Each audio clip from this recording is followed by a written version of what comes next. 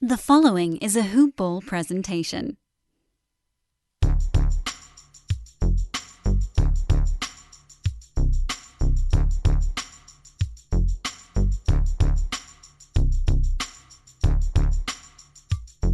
Hello and welcome to the Hoop Ball NBA DFS Today podcast. Today is Tuesday, November 26th, and I am Joe Sarvati, affectionately known as Coach, and I am doing another solo show tonight, 2 in a row.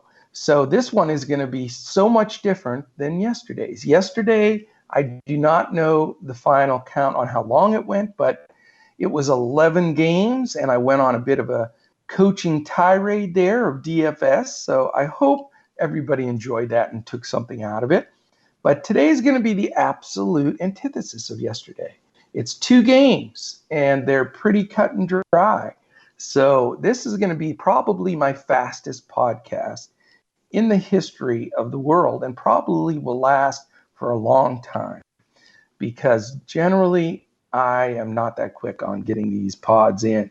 All right, real quickly, we're brought to you by our title sponsor, which is Hawaiian Isles Kona Coffee Company.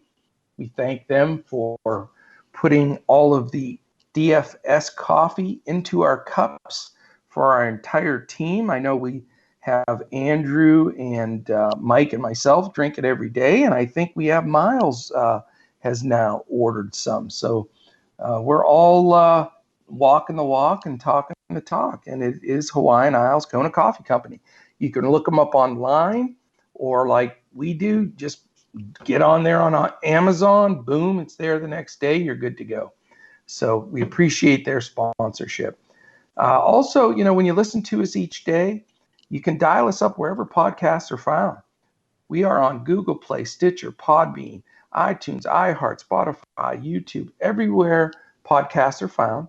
Just search for NBA DFS Today or just DFS Today podcast, and we're going to pop up. Take that 10, 15, 20 seconds, rate, review, subscribe, hit the 5 stars, a like, a thumbs up if you're on YouTube, put a quick comment. We really appreciate that stuff, man. I'll tell you, it is important for us as we're growing the show, and we're growing so immensely. It's crazy. And, we really want to make sure and support Hawaiian Isles Kona Coffee and our home base, hoop-ball.com, and to continue to bring this 7-day-a-week free DFS coverage forward. So please support our sponsors, and please take a moment to click and subscribe and get involved with us. All right, 2 games, 8:30 p.m. Eastern Time.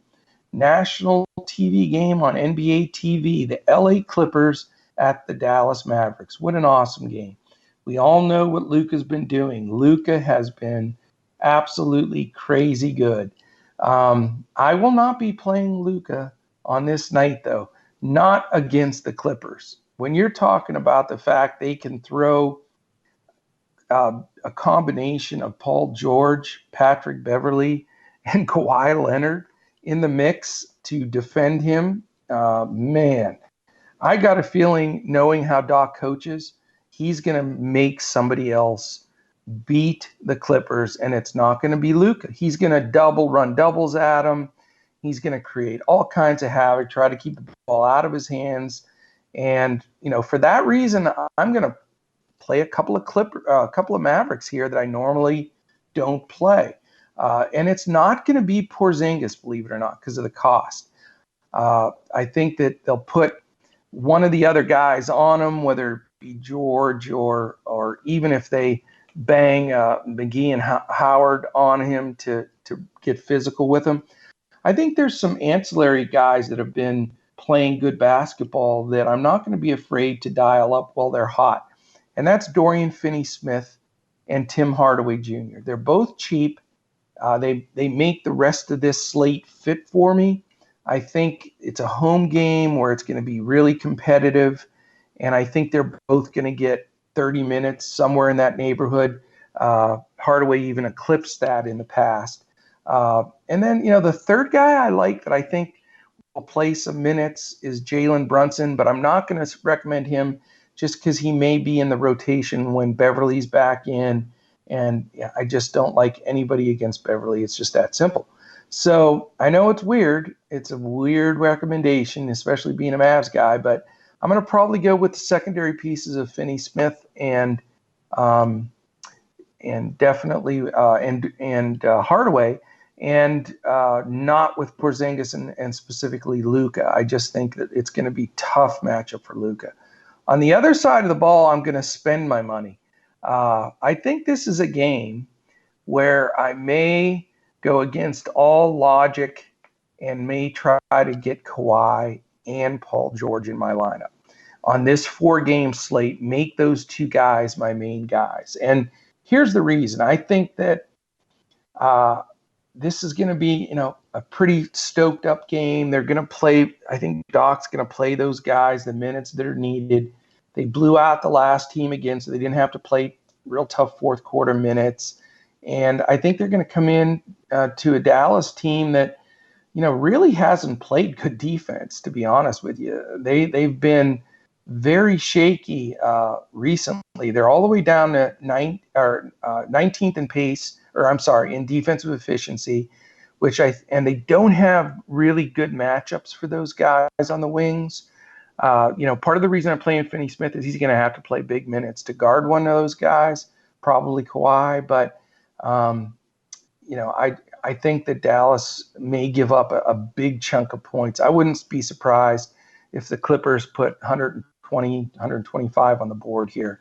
So that's one spot where, I think I'm going to try that. I did it once earlier in the year with LeBron and Davis, and that didn't work out too well. So it's not like this is going to be a 5-star slate for me. It's definitely a risk, but I think that it's worth that risk with them being the 18th defensive efficiency. Clippers are also 10th, and they do a good job at shutting down the best players from the other team.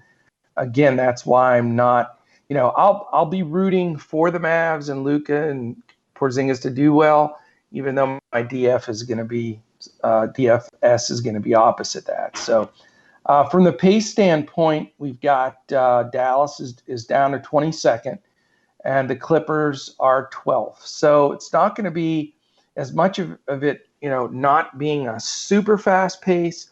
I think you'll see there's just some good defense that will lead to a lot of offense and fast break points and things like that. So, this is one of those games where you roll the dice, you try to game script it.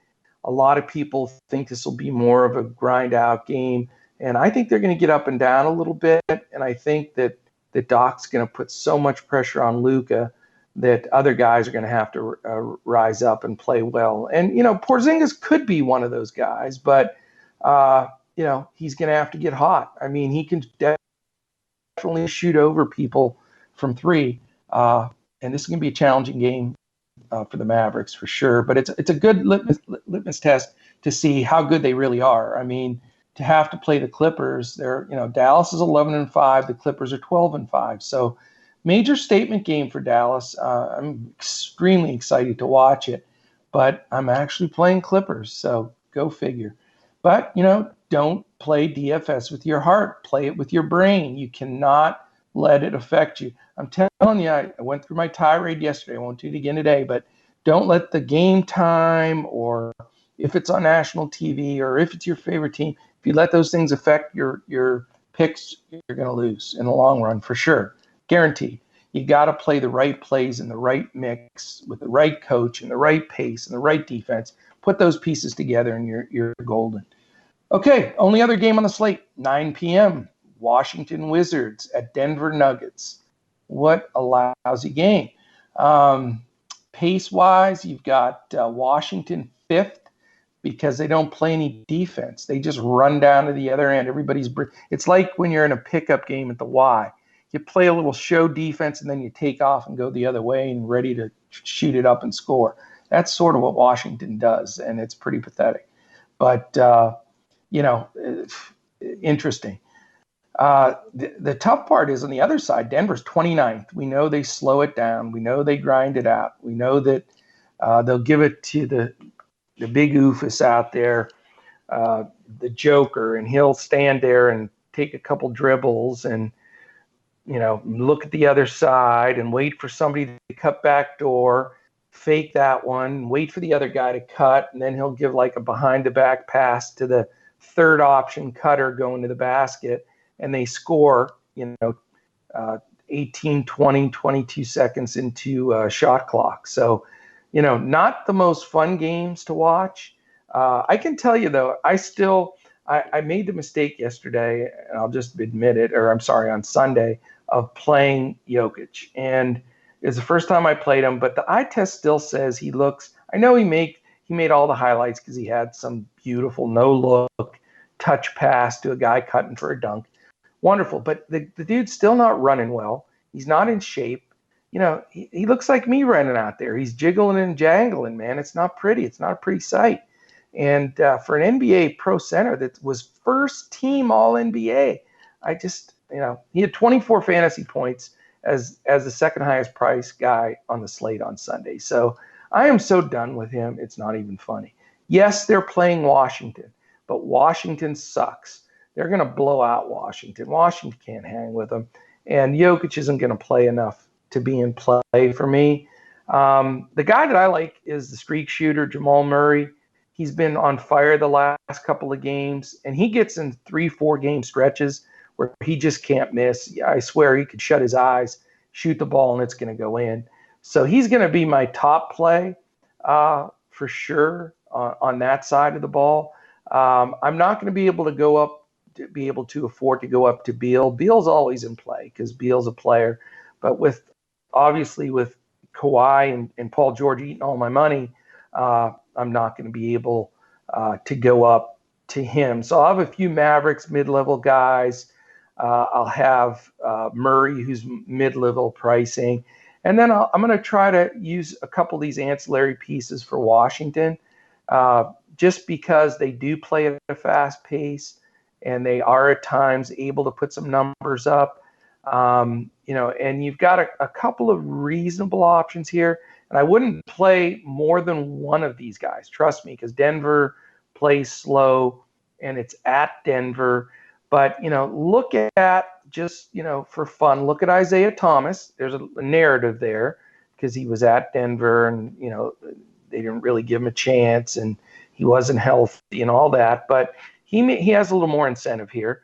So he becomes a slight bit of an option. And the other guy that's been getting mid-level minutes but can throw a 30-point fantasy game on the board, which is like 6-7x for him, is Troy Brown Jr. Just something to look at. I'm not recommending him, just a periphery guy if you need that last price to go in there. But I love Jamal Murray. Will Barton's been on a roll. I like Will Barton. He's another secondary level pricing piece that I think is a solid play here. Gary Harris has sort of disappeared, so it's more of Murray and Bart in that backcourt. Paul Millsap's been really good. Definitely a guy that I think may get a little shorter minutes because they're trying to protect him. He's been super efficient, and he's knocking threes down like crazy. So I wouldn't blame you for playing him. I just see one of those games where Denver's going to smoke him, and he's not going to get enough minutes played. So that is it. Not a ton of recommendations there, but it's a 2-game slate. If you can build around the good guys from the Clippers, unless, it's certainly if you want to go the other route and play either Luka or maybe Porzingis, but maybe Luka and one of the expensive Clippers, you can go that route. But I think everybody's going to do that. You're going to see everybody play Luka and either Kawhi or George and then fill in guys from there, which will probably be the case. But don't spend up for Beal against this Denver team that slows it down. His price is too high. Don't spend up for Joker. I think that game's going to be a blowout. I think you spend your money on those Clippers and maybe a Maverick, and then fill in with some of the mid-level guys from Denver specifically that can round out your roster. So that's it. Like I said, the fastest DFS show that I probably will ever do. Pretty cool. that's it. Again, we thank our presenting sponsor, Hawaiian Isles Kona Coffee Company. Please follow us on Twitter. Again, this show will come out late night or early morning, so you can listen to it during the day. Start thinking and building your lineups in your head. Then follow us on Twitter throughout the day, all the way up until lock. At Hoopball Fantasy is where everything's getting pushed up by our blurbers and by Miles and Andy and our DFS team.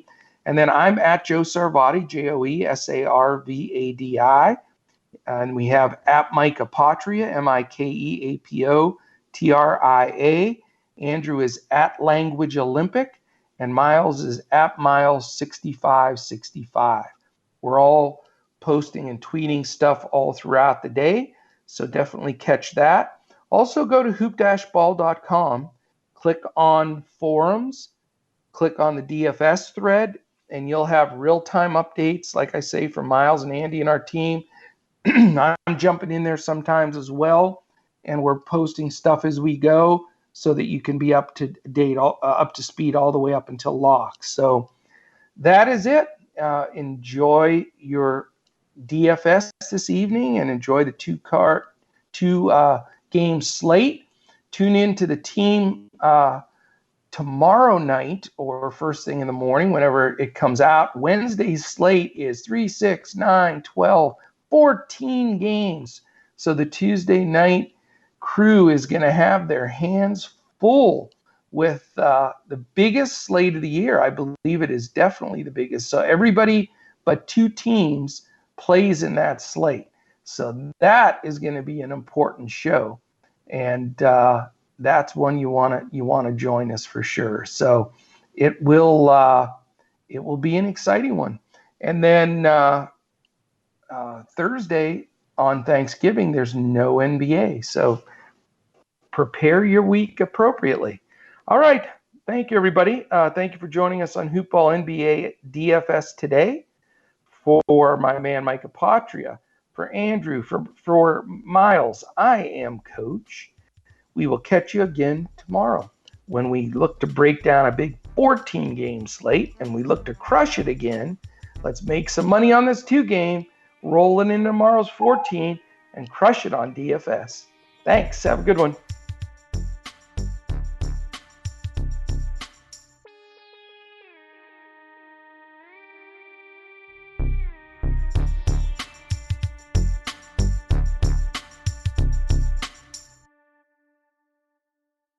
This has been a Hoop Ball presentation.